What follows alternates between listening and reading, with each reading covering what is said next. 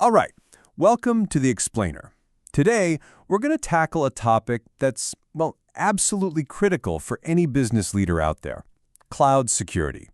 And to do that, we're leaning on a guide from Virtualization Options LLC.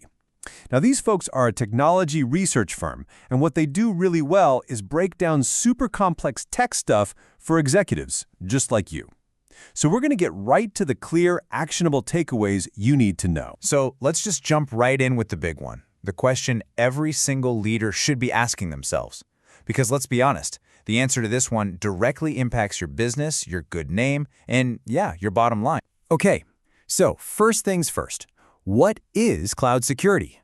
Let's talk about how we protect that digital kingdom of yours. In the simplest terms, it's basically the combination of all your policies, your tech, your controls, everything that protects your data and your apps up there in the cloud.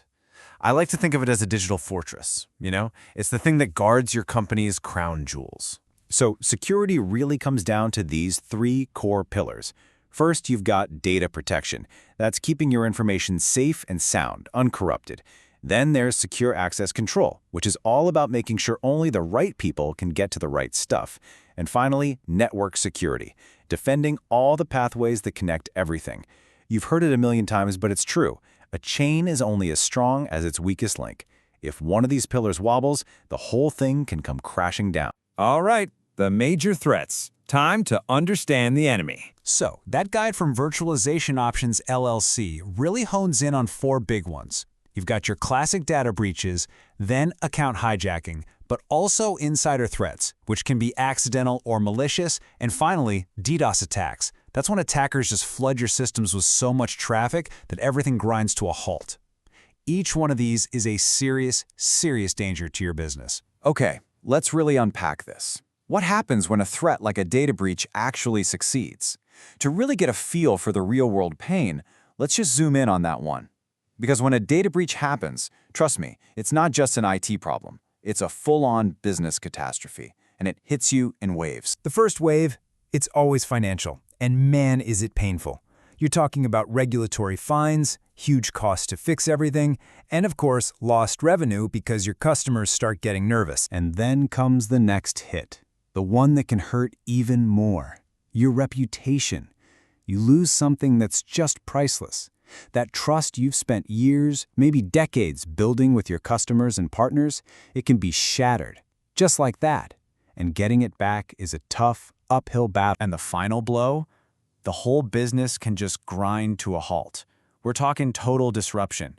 This cripples your ability to serve your clients, to compete in the market, sometimes for days, weeks, or even longer.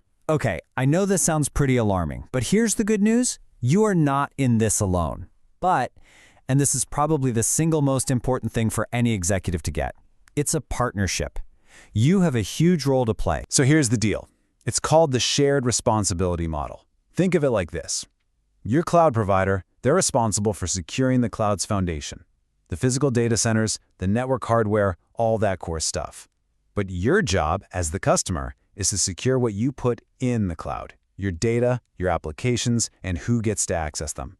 They provide the secure apartment building, but you are still responsible for locking the door to your own apartment. It's that simple. And this all rests on four core principles, right from the source material. Think of these as the bedrock of a solid security posture. Confidentiality, keeping data private. Integrity, making sure it's accurate and trustworthy. Availability, making sure your systems are actually up and running when you need them. And finally, accountability, tracking who does what. As a leader, these are your benchmarks. These are the questions you should be asking. So, how do we turn all this into action? Let's get into the key defensive strategies. This is your playbook. Okay, the guide lays out 4 steps that are just, well, they're non-negotiable. First, implement strong access controls. Second, encrypt your data, both when it's just sitting there and when it's moving around. Third, you gotta enable logging and monitoring.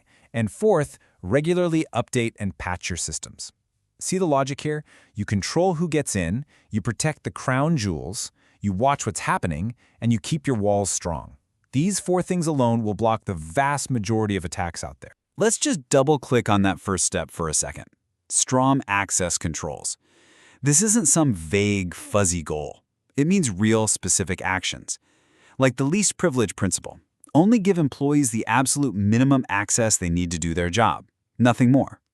It means using multi-factor authentication, or MFA. You've seen it, right? Where you need more than just a password. It means role-based access control, RBAC, where permissions are tied to someone's job. These aren't just buzzwords. These are the direct questions you should be asking your tech team about. But look, security isn't a set it and forget it kind of deal. You can't just check it off a list. The bad guys are always evolving, so your defense has to evolve right along with them. Staying ahead of the curve is the whole game. So what does the future look like? Well, here are the big trends on the horizon. There's zero trust security, which is a huge mindset shift. The idea is you trust no one by default and verify everything. We're also seeing AI and machine learning get way better at automatically spotting threats. And as the tech changes, like with serverless computing, the security has to change too. And then you have tools like CSPM, that's Cloud Security Posture Management, that automate a ton of these security checks for you. The big theme here, the future is automated, it's smarter, and it's built on that idea of never trust, always verify. And all of this really brings us to the core truth of security today. Your security posture. It's a moving target. It's not a destination you arrive at. It's a continuous process of getting better and adapting. So that leaves you, as a leader, with one final crucial question to think about. Is your strategy agile enough to keep up?